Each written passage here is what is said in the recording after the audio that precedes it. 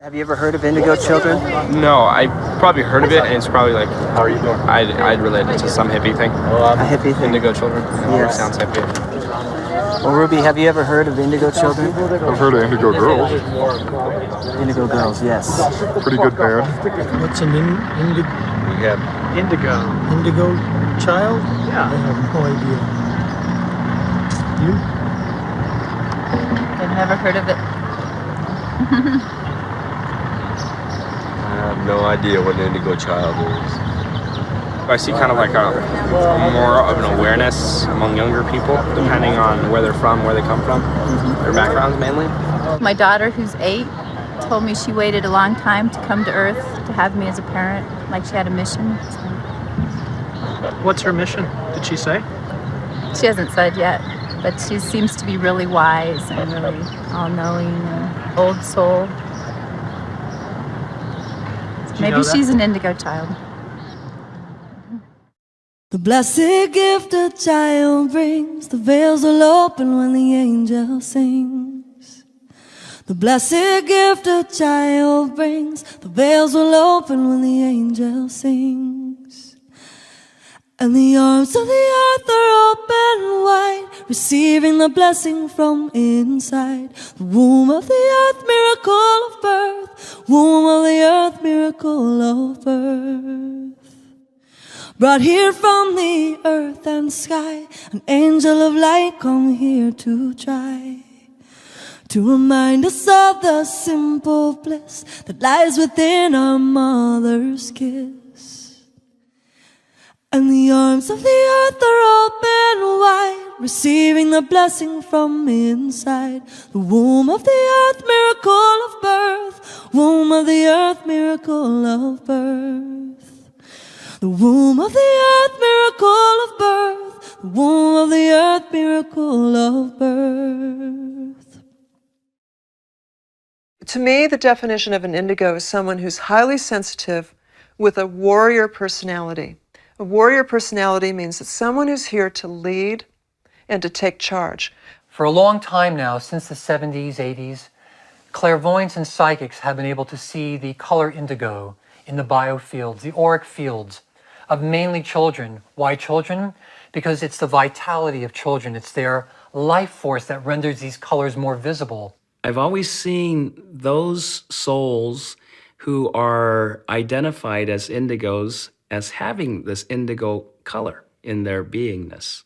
As I see the soul, they look like a brilliant star in a midnight sky, and around the clarity of that white light that they are is this circle of indigo light. Well, it's a beautiful mythology.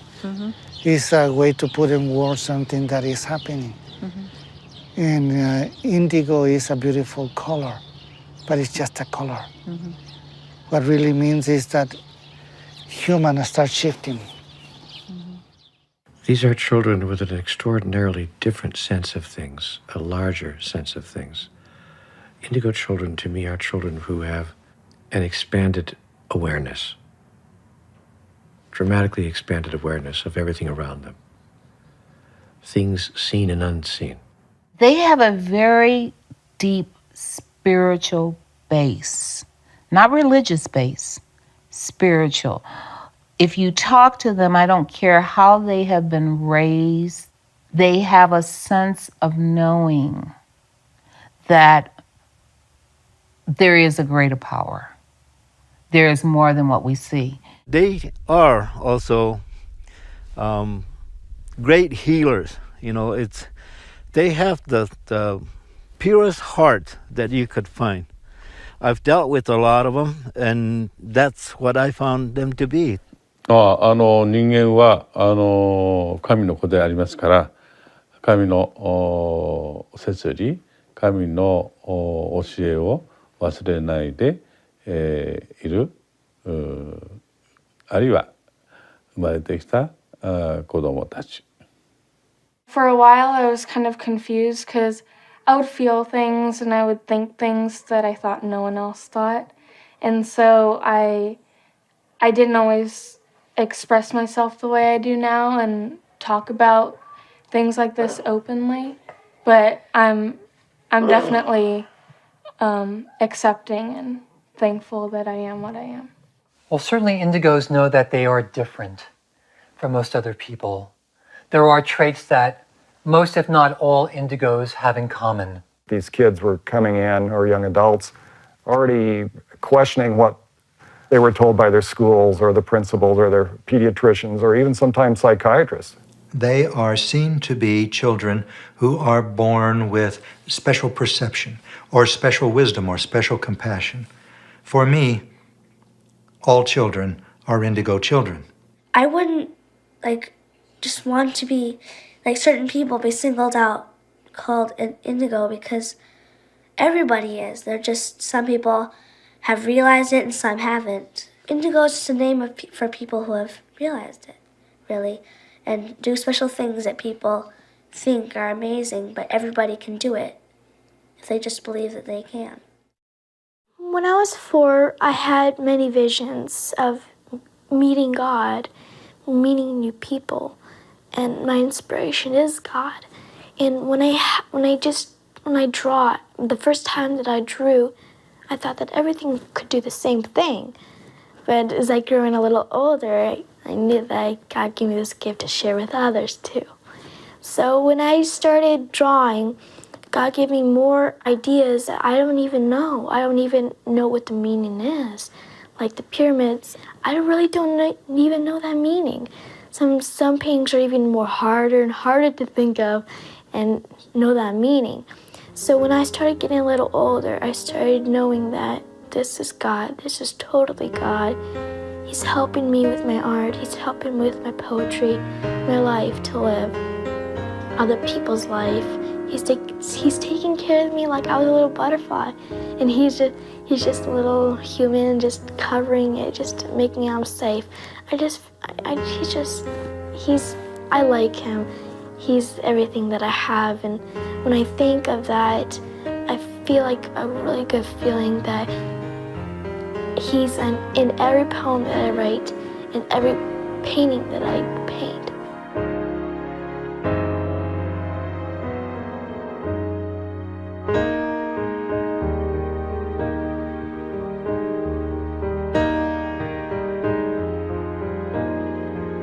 Each time when I paint the eyes, I like the eyes because I like to paint their whole life in their eyes. Sometimes do this people even inside their eyes, little people.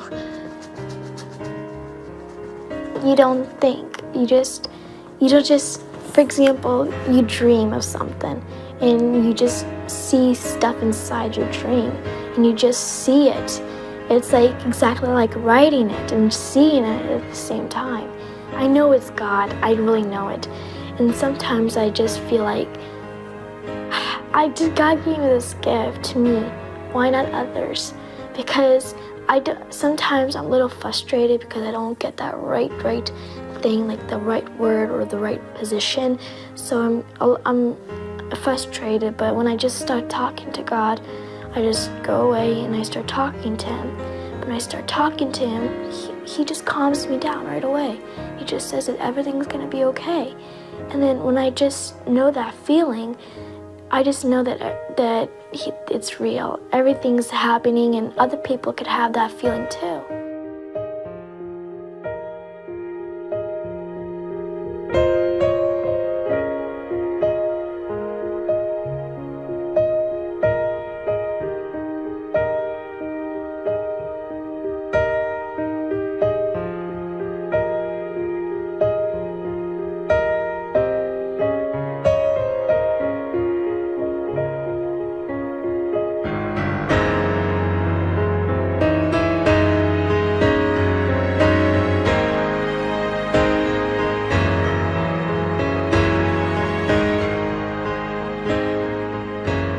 started having this feeling of writing something down about the painting that I was sketching. So I was thinking of something, but I didn't need to think. I was just writing effortlessly.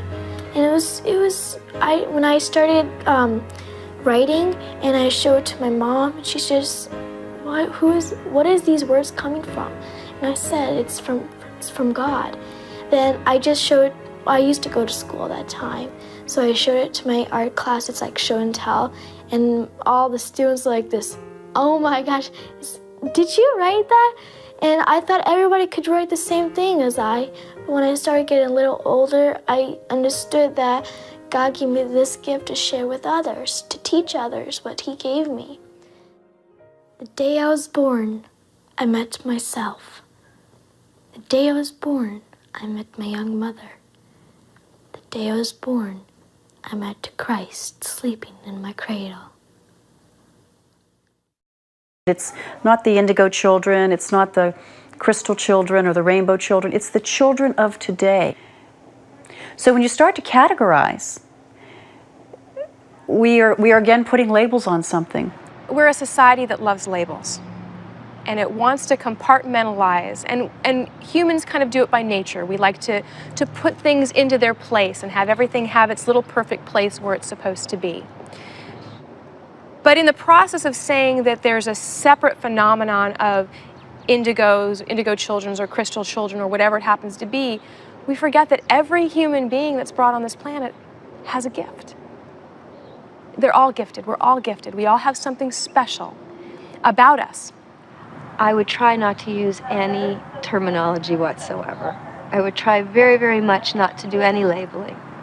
But since this is a world that uses verbal communication, I would try to use as few words as possible. I would use the one word, developed. They have a development that is different than other people, other individuals.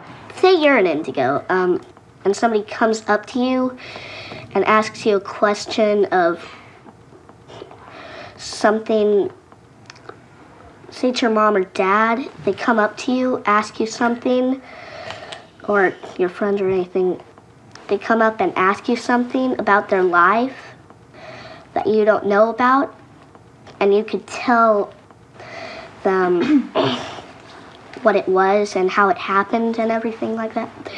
And then they just look at you and say, "You're freaky," or something like that.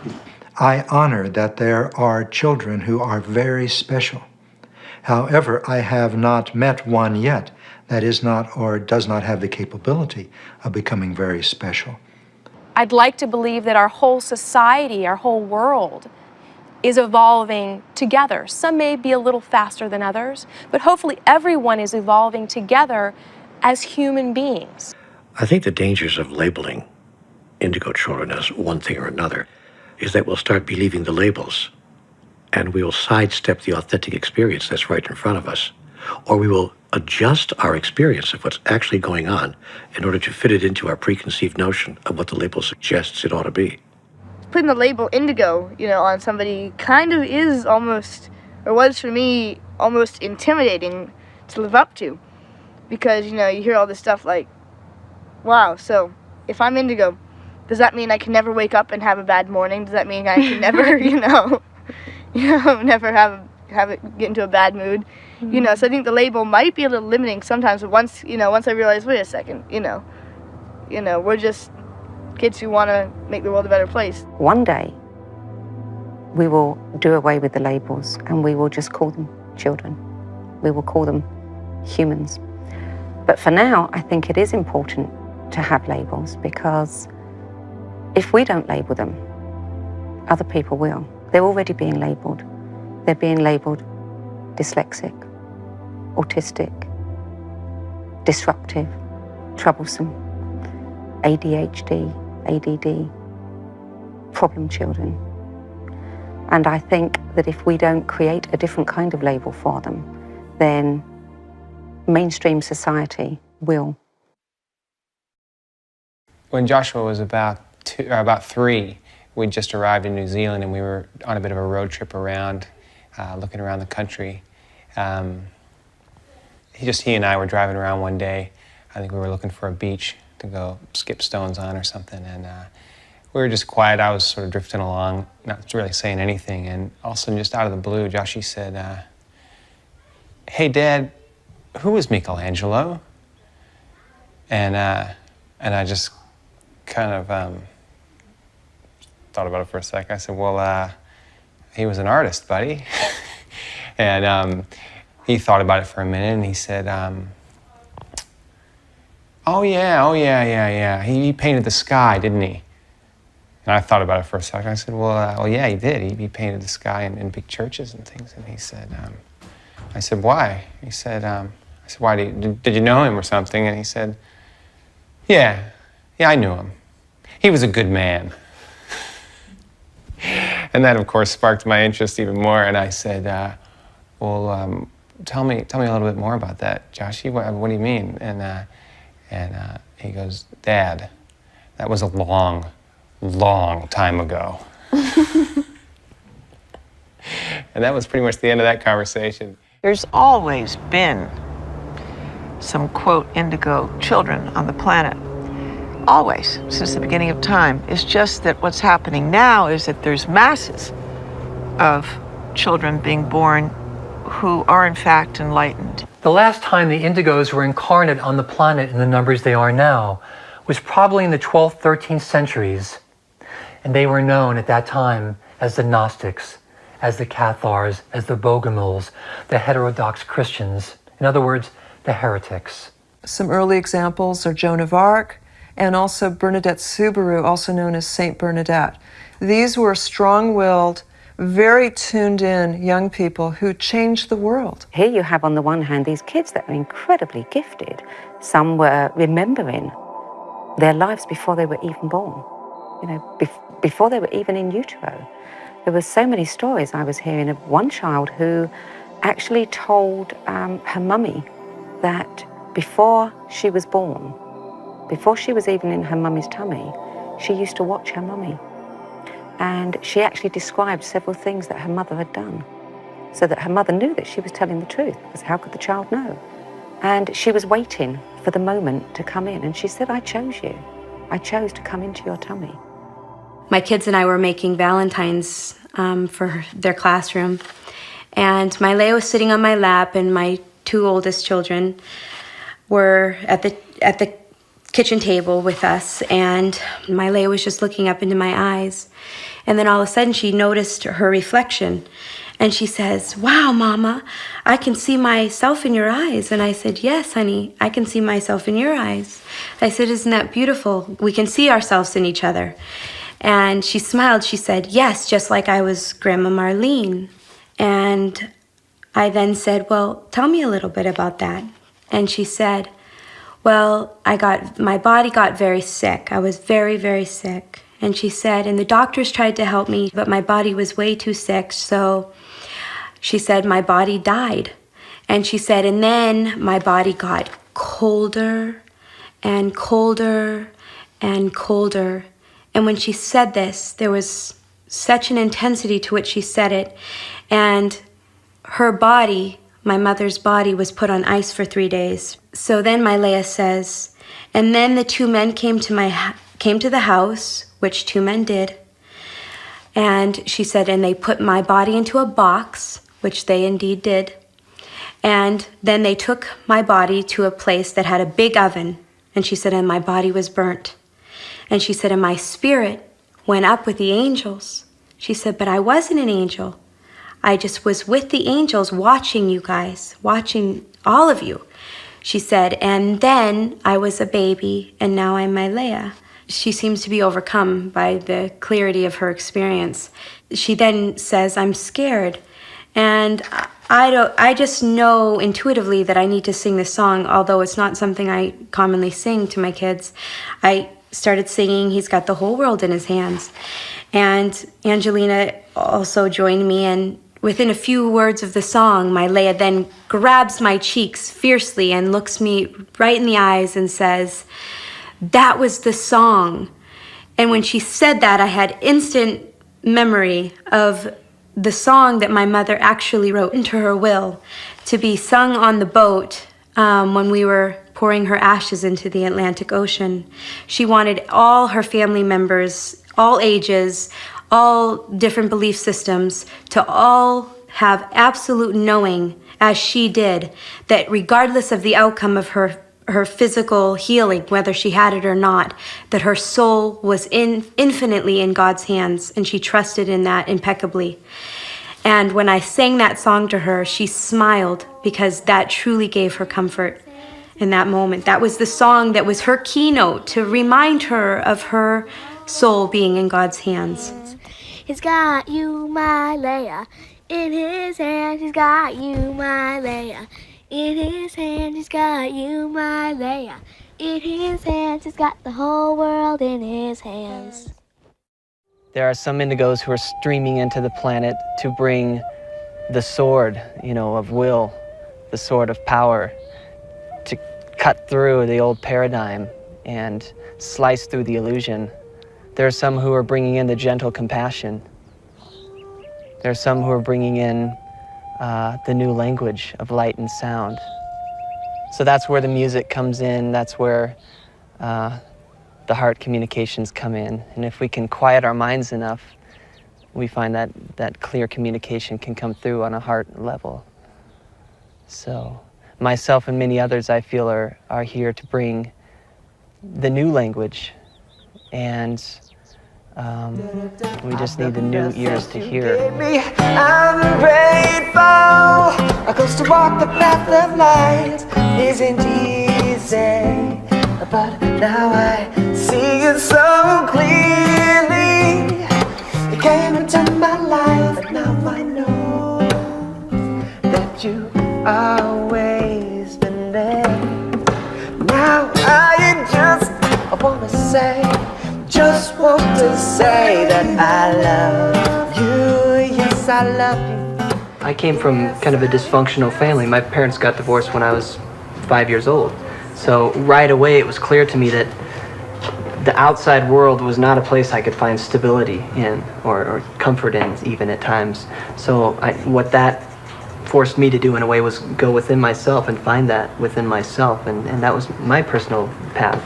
We just need to be able to hold a space when these kids are telling us, oh, I'm seeing angels at night, or I'm seeing this, or this is happening. And my parents told me, oh, that's just a dream, your imagination's running wild, and I get all those things to be batted down, and instead of being supported. So in a way, I shut down in a way from being able to express that. I pour my energy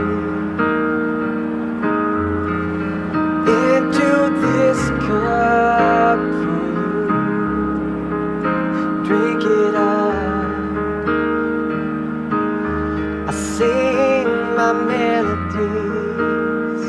In fact, I just like to ask, has everyone here heard of indigo children and have an idea in your own minds of what that means, basically? Yeah, I read a little bit about it, and what I observed in my own little one is being very sensitive, more than normal. Children are sensitive, but there's an extra edge to it. The memory of past lives bleeds through more readily, and she doesn't always know what to do with it, but it's just below the surface.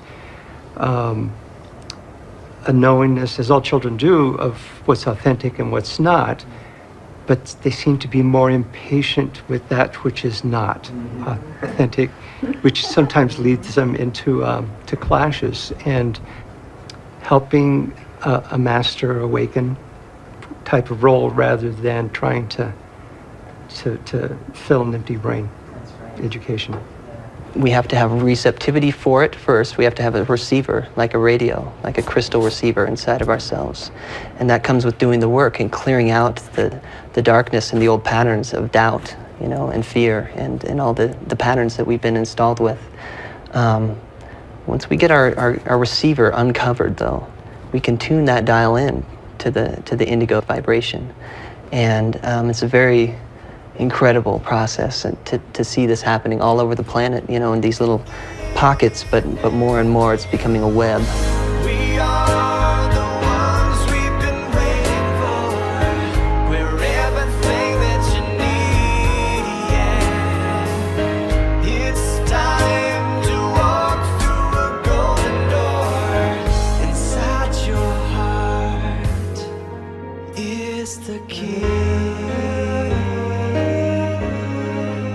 Why are indigos here?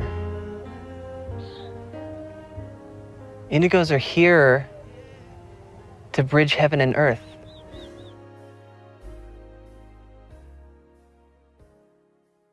Indigo children have access to human experience at a larger level, at a greater depth than most people do. They access the data in a different way, the incoming data of life. And they access data that some people don't have access to at all. And so sometimes indigo children are mistaken or misunderstood to be children with attention deficit disorder or children with some sort of deficit of some kind or another. And in fact, it isn't that they have a deficit, but they have a supplement. They have more, not less. If we have our indigo children mask their spiritual gifts with substances like Ritalin or fast food that's being sold on school campuses for lunch, then we are literally shackling these children. We're putting them into chemical straitjackets. When you're trying to put them in a curriculum in a school system where they have to learn a little bit about everything kind of in a spiral as they're growing, that doesn't work for them because they want to take a subject, grab onto it, sink their teeth in and go until they've gotten to a point where they're finished with that subject. Then they come back and grab another one. A lot of these kids really need to be in private schools or home tutored. So unfortunately, when you're in groups of 20, 30, 40 kids, you have to behave. You have to be able to sit there for an hour, 45 minutes, 55 minutes. And for many of them, that's just asking too much. In my life, I've been diagnosed bipolar, manic depressive, schizophrenic, psychotic. But I had one doctor who, after I had my, quote, breakdown, tried to jump off some buildings and whatnot, he said to me, Miss Kirkland, they're going to probably tell you never to be an actress again, that you're too emotional, you're too this, you're too that. He said, don't listen to them. He said, in Asia, in my country, you would be considered an artist, but in your country, you're labeled. You're, because you're too creative, you're too artistic, you're considered crazy. These kids are being, if you want to say it, sort of tripped into this hyperactivity. It's because they're getting junk food, they're getting, often they're precipitated by having mercury in their environment, mercury in fish, mercury from cogen plants. Some of the older ones have had it filled into their teeth. And then also there's the fact that the younger ones are getting it actually through vaccinations. A lot of these young children will be quite normal, and, well, what we call normal, until they're tripped into having vaccinations, repeated vaccinations throughout childhood with thimerosal, which is a mercury-based preservative. I can't imagine any kind of artificial substance or pharmaceutical or drug that you could put into the body of a child that could substitute for or provide you with more profound or deeper impact than love, caring, compassion, and acceptance. You know, a lot of indigos are labeled ADHD, which the medical community will tell you stands for attention deficit with hyperactivity disorder. But I think that ADHD stands for attention dialed into a higher dimension. What we're going to talk about today is an osteopathic approach to children with ADD, ADHD, and autism. We're really going to talk about individual care a little bit and about the full spectrum of options. We have things all the way from, dealing with just drugging them and using Ritalin or Adderall or any of the other medications that are out there. We have the choices of doing absolutely nothing and using alternative medicine, whether it happens to be herbs or homeopathy. You have the full spectrum, and even osteopathic manipulative medicine, because it definitely makes a difference in these kids. So do we say that we have to be on one spectrum or the other, or do we have the benefit of being able to use a full spectrum of things that are available to us as what's appropriate for that individual child? Being different's not a bad thing. It's just different. And the key thing is finding people who understand you, who respect you, and allow you to be you, to be the individual that you are. That's the most important thing, and recognizing you may not always be the popular kid or the one that everybody gets along with, and that's okay. What is normal? That is one of those words where we use it so often. What is normal? And that's different from every physician you talk to, every parent you talk to, every individual you talk to. So we have a hard time when we say, well, this kid's not normal. Well, what is your classification of normal, right? So as we start to approach these children, the things that I'm finding universally are that they're often very, very bright. Have you guys seen the same thing? Absolutely. Right. Some of the smartest kids you've ever seen. Anyone who's gifted and talented and has a passion for the world and a passion for making everything a better place, what an amazing, amazing thing that we want to actually continue to help promote these kids in feeling that it's okay to feel maybe that they're special. I think everybody's special. And when you recognize that whatever their special thing is, to help them further it so that they have a chance to blossom and become the most amazing individual, most amazing human being that they can be, that benefits the entire world in a positive way, then fine, use the label indigo. Makes no difference to me. But recognize that every child needs to have that love and that compassion and that patience to help them really expand to be the most incredible human being they can be. And the storm clouds are lifting from the footsteps of yesterday's dreams, and I know. Since 1992, according to data taken from the CDC, from the school districts around the country sending in data, autism, the incidence of autism has risen 800%.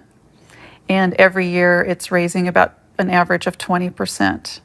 And that's in relation to just overall, all other developmental disabilities are still at about 1 to 3%.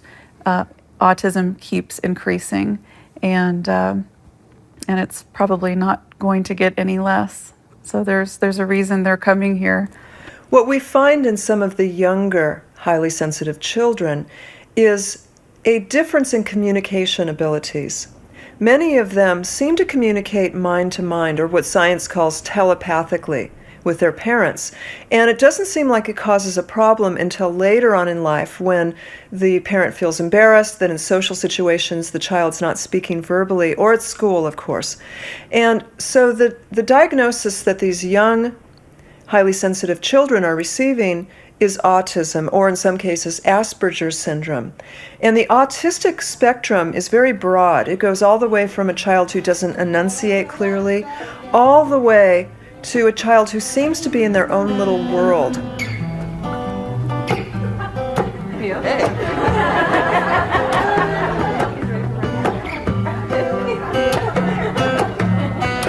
Right now I sing this song.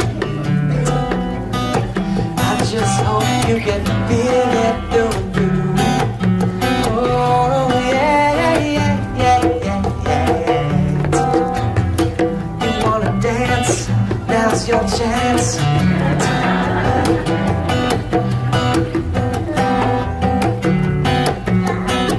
Get down, get down. Like James Brown, he's feeling the flow. I see his glow of God light burning bright in this moment.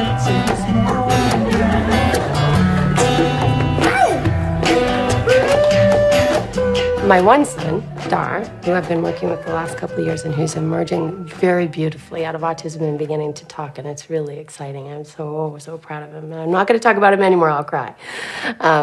Tears of joy. But he has a lot of sounds he likes to make. So he might go, right? And so then I'll go, is that for mum? And and I'll go, mum. And then the next thing you know, it builds from to mom to you're singing a song. Sounds like God to me.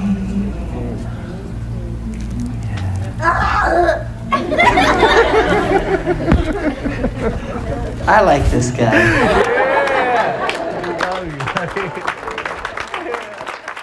We start to communicate in a silent way underneath this game. You start to connect. It's no different than than if I connect with you. And we do any kind of conversing or any kind of being together, like maybe driving in a car and we both see the same beautiful thing and we're connected. It's the same. I'm creating an opportunity to connect with my child, and then he, in turn, does that for me. With autistic kids, I know that there definitely been anecdotal comments about these kids having maybe more of a telepathic capability. That's why they're not as expressive. And I can't say that I've personally experienced it. I know that there are many people who've told me about their experiences personally with these kids, but I can't speak on it personally. But again, we talk about that extrasensory perception that, we still don't use a significant portion of our brains. And you have to wonder whether something like that isn't possible. I'm gonna make a little confession here. Okay, so at this time I was married, and I was a little fed up with my husband, I must say. I was standing there doing the dishes, and Dar's the only one not in school at the time, and he's over to the side, kind of, doing his own thing. He does a lot of this, you're kind of going like that and looking into the world within. And I'm doing the dishes, and I'm imagining having an affair on my husband, because I met this guy that I thought was kind of cute. And I'm like thinking the thought, maybe I'll just have an affair. And as loud as can be, inside my head I hear, no! But the weird part was, it wasn't like, when you think the thought no to yourself, or no, I'm not going to do that. It wasn't like that at all. Not only was it a voice, but it was a voice that I recognized as Dar's, which is believable because I'd heard him speak occasionally. So every once in a while, Dar would say something really out of his lips. Every once in a while, he'd go, I'll take that, or I'll do that. So I knew his voice when he would speak normally. And then he'd revert to these sounds and stuff. And so I heard this no in my head, and I look over at him, and he's looking at me, and he goes, no, no, no, no, no, no, no. And he'd never done that. I was like, oh my gosh, this kid's reading my mind. He's listening to me think. If we see indigo children or the way they express themselves as a nuisance or a bother or something that's difficult to deal with, then we're going to treat it one way. If we see it as an enormous gift, an opportunity to gain insight into life itself through these children as a channel to access the information that we can't access by our own devices, we will treat it in an entirely different way. The children look up to you, and you're definitely their role model. And just let the kid be a kid. I mean, if it gets out of control, yeah, but just be patient and let them be themselves. Many indigos are in trouble right now because of their intuitive ability, that they're picking up things that other people don't pick up on, and if this is not acknowledged and accepted, they begin to self-medicate. Drugs, alcohol are ways that they use to self-medicate. So the parent must learn how to communicate and also make sure that they have taken enough training to know how to communicate well. It's really okay as a parent to not know the answer. It's really okay to say, hey, I really love my kids, but I wanted to have a different life. Or it's really okay to say, my child's pretty strange, and I don't know what to do with that. All of that's okay. But there has to be something afterwards if you want to be nurturing to your child. And I think then the next step is to say, I don't know, but I'm going to find out. If there was one gift that a parent could give a child that would have lasting value and lifelong effect and impact, I think it would be the parent's presence. And by that I don't mean the number of hours or the number of days each week that you're there with your child, but that when you are there with your child, if it's only for 10 or 15 or 20 minutes, you are completely, totally, and utterly present and open to the authentic experience of that moment. If you don't start with you, you're just going to pass this problem down to your child. So you've got to find a way to get rid of all that out of you so that when you look at your child, you see gorgeous. you know? And there's lots of ways to do that. I mean, you can do it through books and meditation, but basically you have to say, every time I feel like my child is a problem, I have to go to me and say, why do I see that as a problem, and fix that. That the soul of this child is wise and mature, sometimes even beyond yours. At the same time, this mature and wise soul, and very capable soul, is trying to incarnate into this child body mind. So don't forget that the child has to be raised and the great soul has to be respected. Children have an answer. Together we will stand. Like a mother we are held by the one. Like a mother we are held by the one. When I had Alexa and Natalie, and they were extremely different than other kids, I as a parent listened to my gut, and so I channeled their talent from a very young age and got them performing and doing what they love, like their music has always been their life. They could handle a million things. They could get really good grades, and they could perform all the time and write music and do instruments and be on dance teams. Wake up, you know. What are you doing? What are you living for if you're not following your dreams? You know, you have people that love to paint, but they decide to be a car wash person. You know what I mean? I think it's really about, if you are true to yourself, then you can be true to other people and you can really live your gift, and that way there's more harmony on earth and everything's more in sync. Really, music is what I want to do, but you know, it's like what my sister said, I'm living two different lives. You know, I kind of hide myself when I'm here in Utah because what can I do, you know? I play music at home and I do that stuff, but when I go to school, it's just kind of, okay, back to the other half of Natalie. Nay, nay, nay. You'll almost think A to E. Nay, nay, nay, nay, because you go nay, nay, nay. It pulls out and gets too yelly. And that's what your brain wants to do, but don't let it do that. So nay, nay, nay. So it still sounds like nay, but you're thinking kind of E, because that keeps it small enough that it keeps you going there and you get that split thing that you're feeling. Nay, nay again. My definition is someone who comes to the world with a knowing, with a gift, and they have a purpose to help the world in any way, and mine and Alexa's is music. You wanna know me? You wanna feel me? You gotta feel your heart and let yourself be healed. I just wanna share what's coming through right now. And we're gonna sing it to the world somehow. The indigo is something that's inside yourself. The crystal child will be born through the belly of man.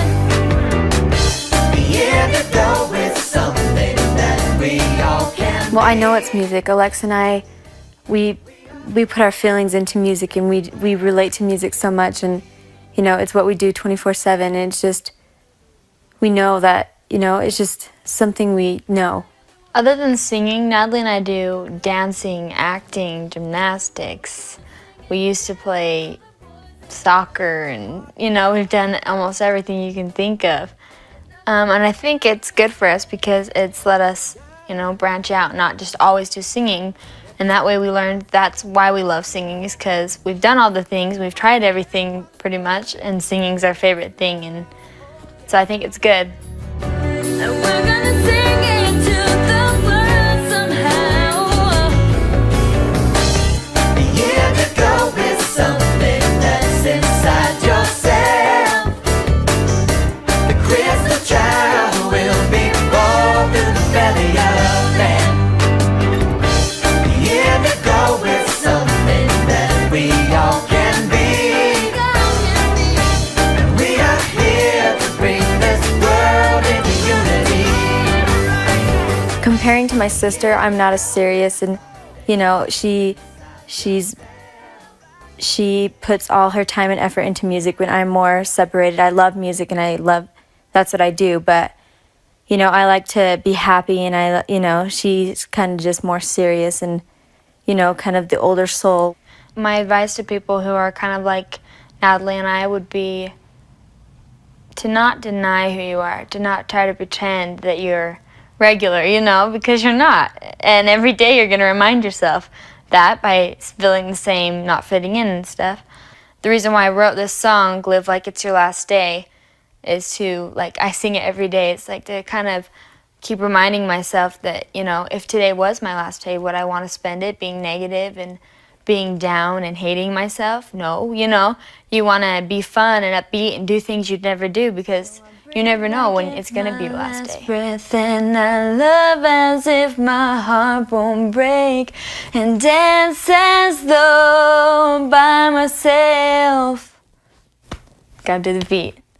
Today I don't care what you think, I am gonna live for me, and that won't ever change. Today could be my last day. I mean, children are getting bombarded with just stuff that they don't even need to see or hear or feel. I mean, I think things are so upside down, at least in this country where we're at, with what we're teaching them.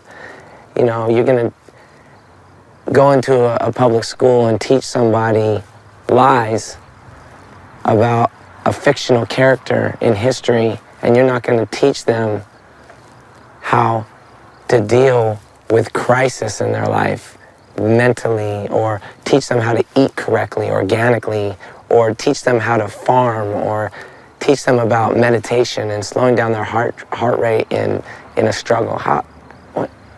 What's up with school? I mean, Unfortunately, our country does not put in the amount of money into our school systems that needs to be there to really financially support all the educators and the school systems, and all these phenomenal people trying their best working in this system that's just failing. My book, Be Here Now, is now the rage in high schools. So that's certainly some mark,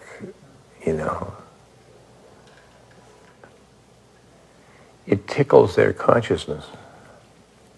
What schools need to do is not concern themselves so much with memorization of data, but with pulling from the inside of the child the wisdom that resides there quite naturally.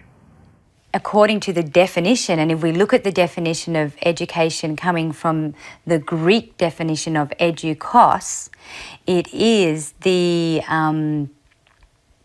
pulling forward of wisdom from within. No child left behind. It's really scary to me, because what it's doing is, instead of teaching them how to think, it's teaching them what to think. And we need to get back to what true teaching is. We haven't evolved as a country in what we're teaching them. We haven't adapted to what it is, where they're at. And I think they're just way ahead. They're needing more. And it's here already. We have it. The people are here. It needs to be allowed to be taught. With all of your might, man, throw up your fists and run out on the front line. Fight for the children. No better time than now to build this energy. Expand the family through synergy chemistry. With all of your might, man, throw up your fists and run out on the front line. Fight for the children. No better time than now to build this energy. Expand the family through synergy chemistry. The educational paradigm is shifting, and that there needs to be something for the children of today so that they can feel nurtured in a safe and sacred environment for them to be fully and completely who they are. We've developed a prototype for a new type of schooling system that's really an entertainment and an educational learning center within the community. And this is a place that is completely child-directed. We have all ages together. And basically, it's really a iteration of the one-room schoolhouse in a hip, jazzed-up environment in a manner that allows us to keep authenticity to our vision. True teaching is helping to bring out the gifts that each of these children have, and also having them recognize that there are gifts and not all gifts are the same.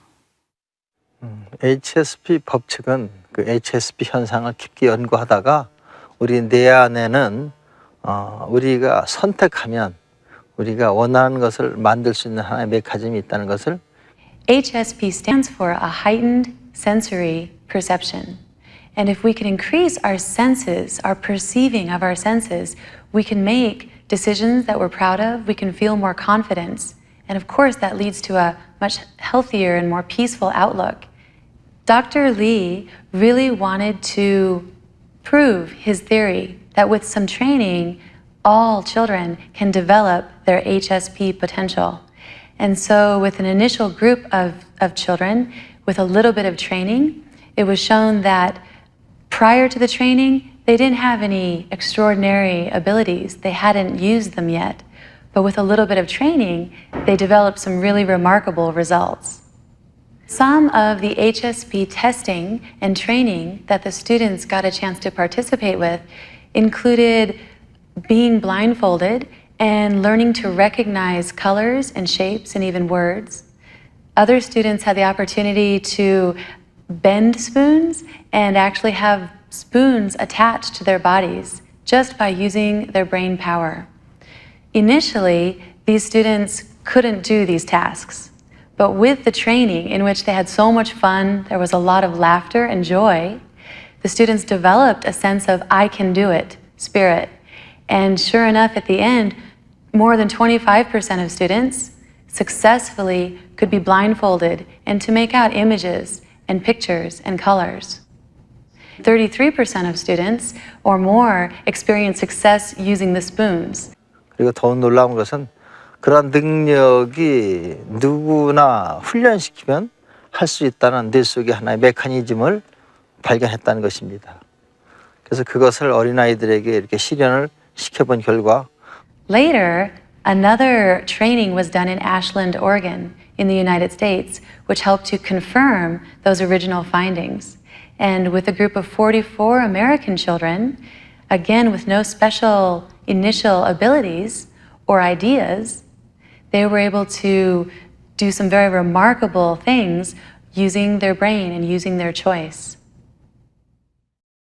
Step one of saving the world begins in our daily lives. First thing to do is be happy. It's one of the most important things. It's scientifically proven to be healthy, and it's contagious.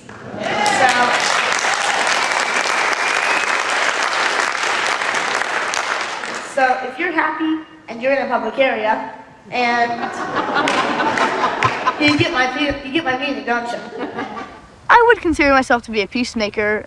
I'd say that, you know, I've got a lot of ideas in my head about peace that I think sometimes I feel like are almost common sense to me, but might not be to, you know, the rest of the world.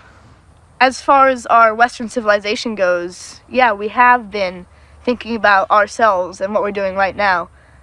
I know that the Native American tribes, way back when, were into, you know, whatever, this action affects the next 7 generations, and we need to watch, you know, what would happen if we do carry out this action. So they had it right. We just need to figure out what they're talking about now.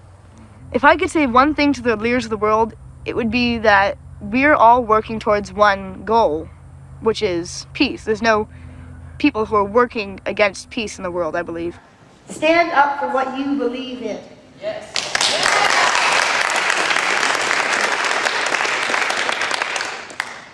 We all know what we need to do to save the world, really. We all have our own special calling. We know what the politicians need to do. And unfortunately, sometimes the politicians don't seem to know what we want them to do. That's because we're not getting it out there. And I thought, wow, you know, I've always wanted to do something to save the world, but I couldn't think of anything to do up until that point, really. I couldn't think, so what could I do? So I had the idea to write the pamphlet, which had led me to the idea that, wait a second, maybe other people have that problem. They want to do something good, they can't figure out what to do. In my booklet, I suggested trying to pick up one piece of trash a day. And if you think about that, there's plenty of trash in the world, but there's also 300-something million people in the U.S. alone. And imagine if we all picked up one piece of trash. You think one bag, what difference does it make? 300 million bags makes a big difference. An indigo child is really hard to define because there's no really definite definition. But, in a phrase, I think it would be, somebody who has ideas about how they can make the world a better place. If they were to say, oh, you're naive, you're a child, I'd say, exactly, I'm a child, which is why I'm not burdened with the sense of, oh, well, the world's screwed. No, the world's not screwed. We can turn it around. We just have to get some work on it. If each single person in the whole world thinks, oh, one person can't change it, nothing happens. If each person thinks, well, one person can't change the world, but one person can do a little bit, each person does a little bit, it adds up, and we've got the golden age again.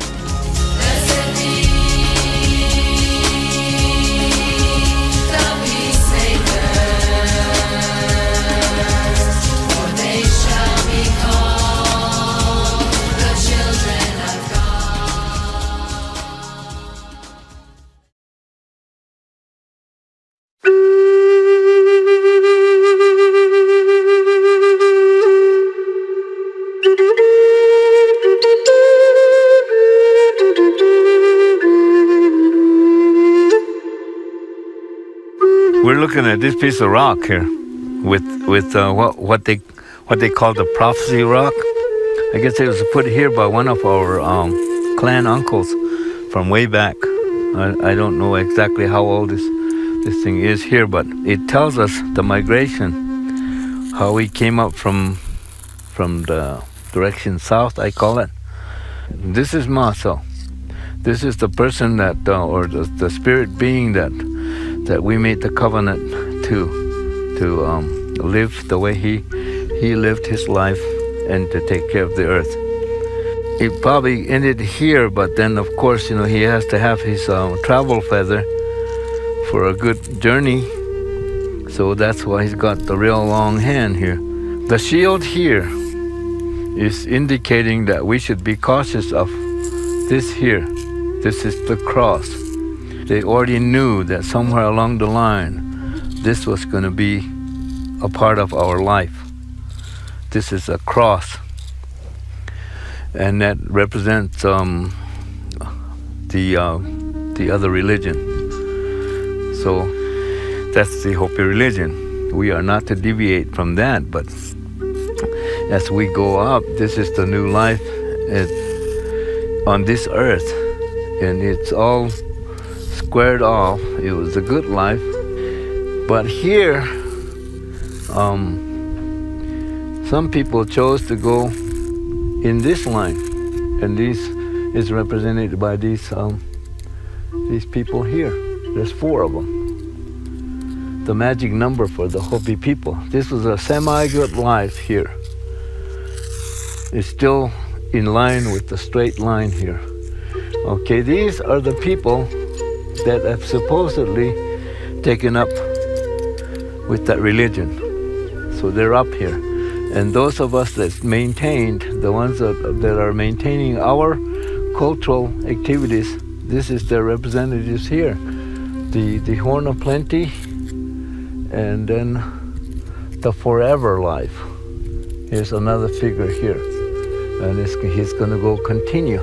But for these people here, after this good life here, I don't know how far along we are, but I think we're getting pretty close to the end here. It'll go for a little ways, and then it'll start to be uncertain. They'll start to, waver. They'll realize that maybe that wasn't the right path to choose. So their walk alive will end before forever, way before. And this is what this whole thing is telling us, that this is the way we should be, to follow that covenant. Indigos in the Native community is very much a phenomenon, but because of the history of what the white people have done with special Native American children, generally what happened was that if a Native American child was deemed as being special, that child was then taken away from the parents and then put in white schools. So there are definitely indigos among the Native Americans. The children of our culture as well as other children in the world are very important to us, because I see a lot of the children that are very smart, and the children are wanting attention, they want to learn, and the children all over the world are teaching our generation and the generation before me the importance of why they are here, and we need to listen to the children. If we don't begin to heal, there is not going to be no future for our children. It is something that has been foretold to us by our ancestors, our elders, that if we don't wake up and start to work among ourselves in a harmonious way, that our life as Hopi will cease to exist, and therefore our philosophy that what we do here on Hopi for all mankind, for all human beings, for all living things will cease to exist also. But it's all of us, not only as parents, but people throughout the world coming together, unifying and bonding together will make us become balanced again. We are all human, and we are all very important, especially to Mother Earth. Masao is our creator, and that's who we have to respect. And if we don't, it will turn around and probably discipline us. And the reason why I say that, you look at all these hurricanes, earthquakes, especially in the United States. Again, my grandfather told me that if we misuse our Mother Earth, if we get greedy using Mother Earth, then our Creator will come back to try to remind us to not be greedy of our land, water, whatever it may be.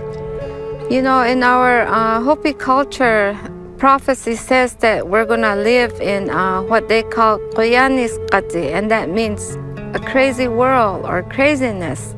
And right now the world is so out of balance that it is very hard as a parent myself to try to instill that within my kids, because right here on Hopi, we're so out of balance ourselves. It's a sickness that we need to wake up from.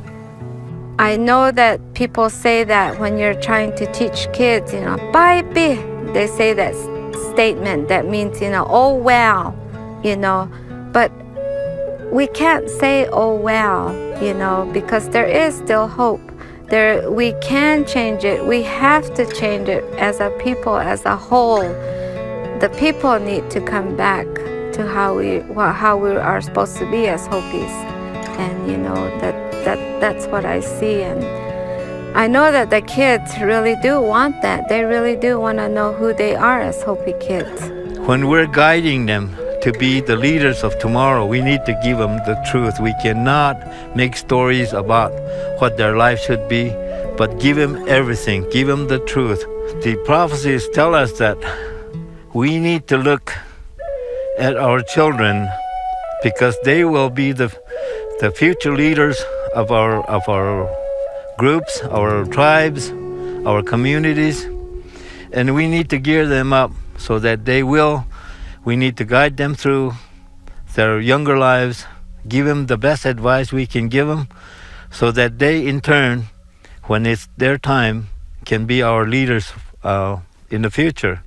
It can be done, and we must work towards that goal.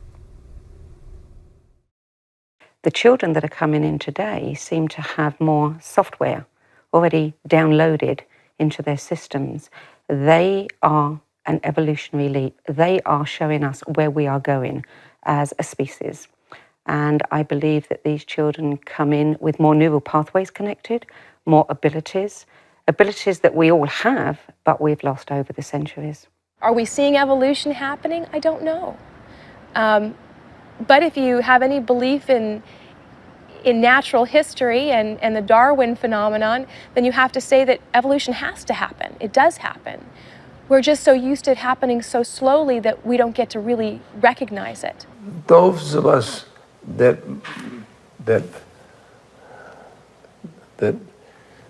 made a big investment in the culture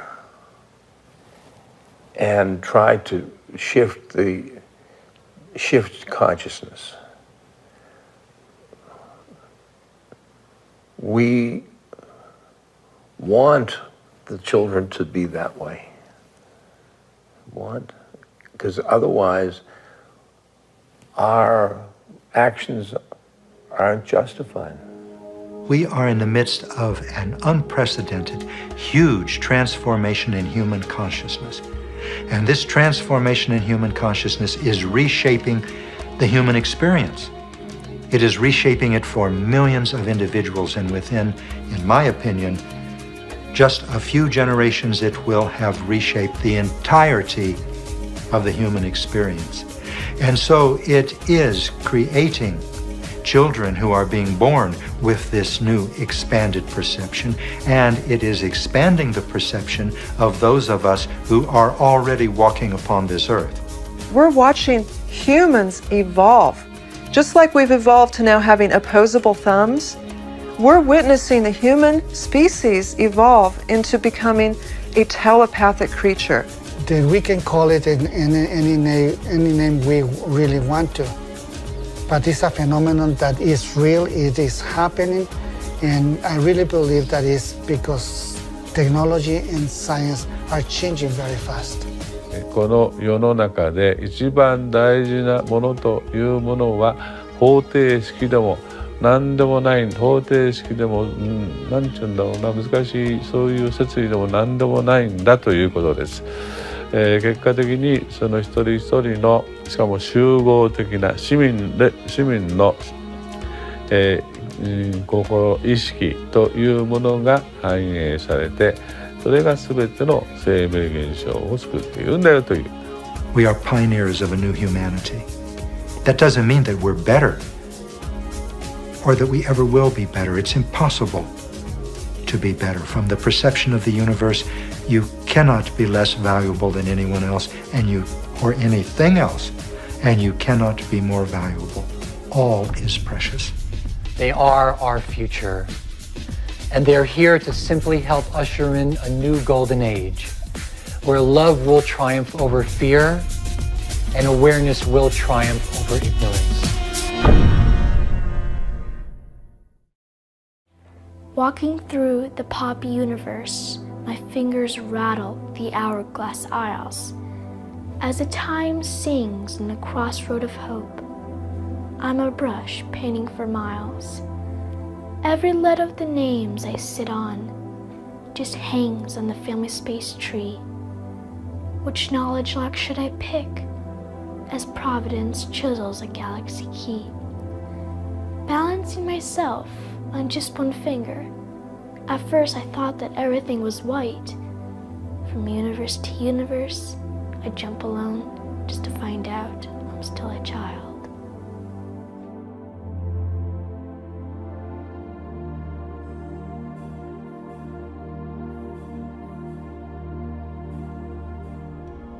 The greater event is not the appearance of indigo children, but the birth of an indigo world.